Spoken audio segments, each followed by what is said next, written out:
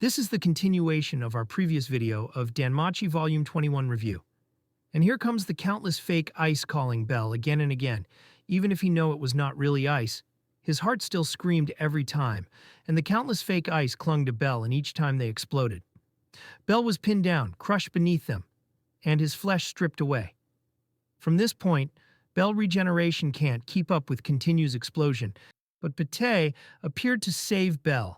Now that the battle with the fake ice had ended and Bete had finally rejoined them, despite being stranded on this 60th floor of the dungeon for nearly 10 days, Bete was still his usual self.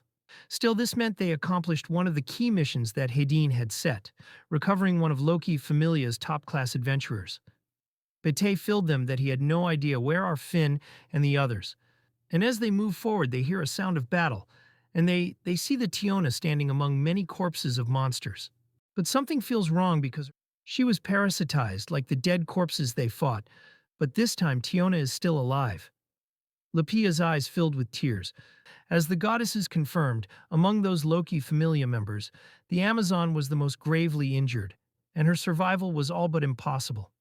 Bete fight parasitized Tione, and Leon told them that if Bete and him, they could bury her in 10 seconds, and it was a sudden death sentence.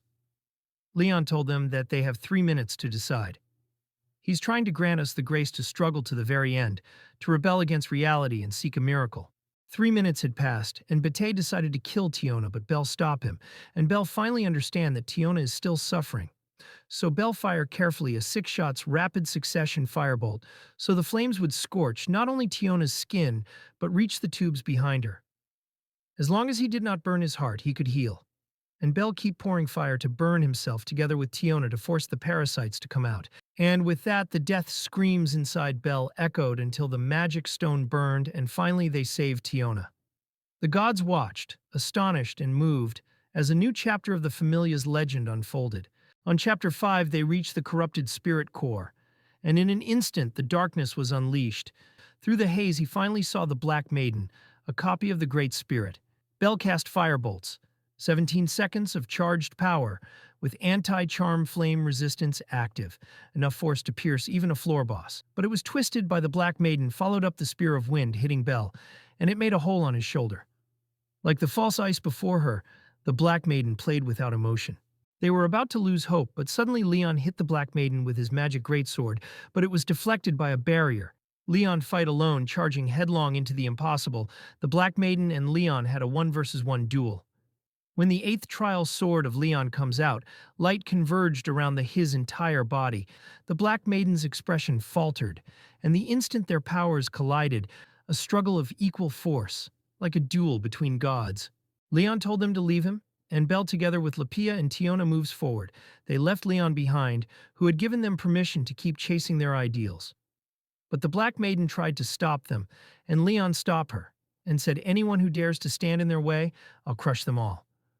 Leon roared and released the 9th trial sword. Bel and Lepia knows that Leon was just holding the Black Maiden because the Black Maiden's power was beyond reason, and among all the foes they fought, it was the strongest.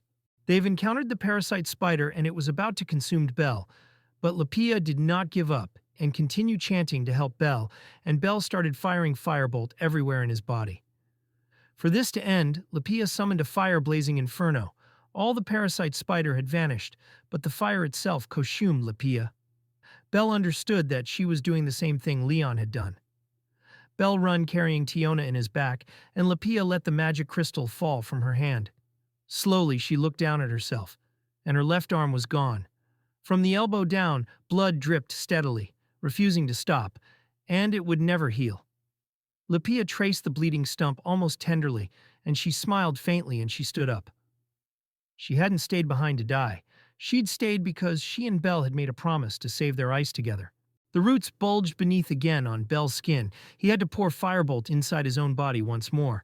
It was the only way to burn the roots out completely. Bel decided to not to burn himself because if he did that, Tione will likely to die.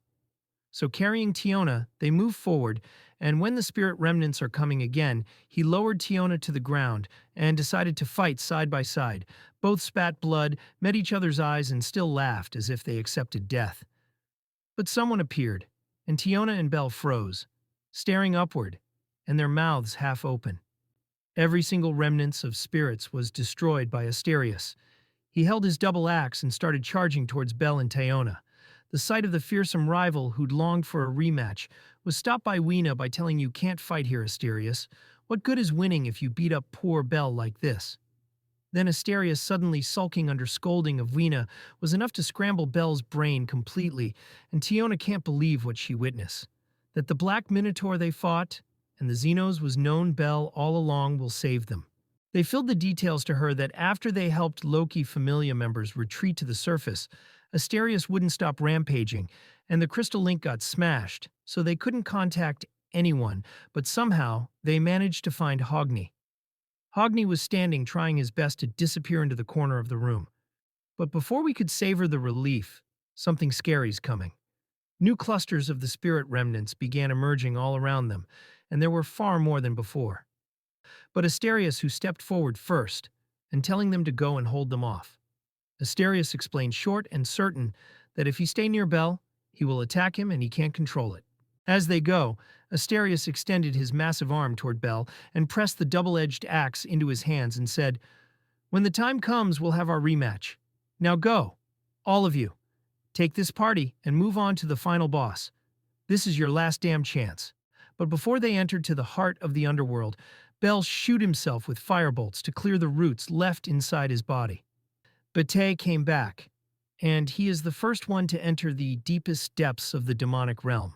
And at the center of this vast space rested a colossal brain. It hung from the ceiling like a grotesque shrine, and the corrupted spirit appeared. The corrupted spirit attacked Bete with the lightning strike, and his life was nearly halved in an instant, and the corrupted spirit was laughing, as if it was playing with Bete. Fighting her was like trying to defy the dungeon itself. Even a level 6 first-class adventurer was nothing more than a toy. Unleashing a rain of tendrils aimed straight at Bete, Bel used a barrage of firebolt to save him. Bel took position in front of the Bete, facing the corrupted spirit head-on. An evolved form of Argonaut now allowed for 2 simultaneous charge points. Without hesitation, he fired. The corrupted spirit herself screamed in pain, and the ringing of the grand bell hadn't stopped. With 5 minutes full power maximum charge, it was a move he had barely mastered.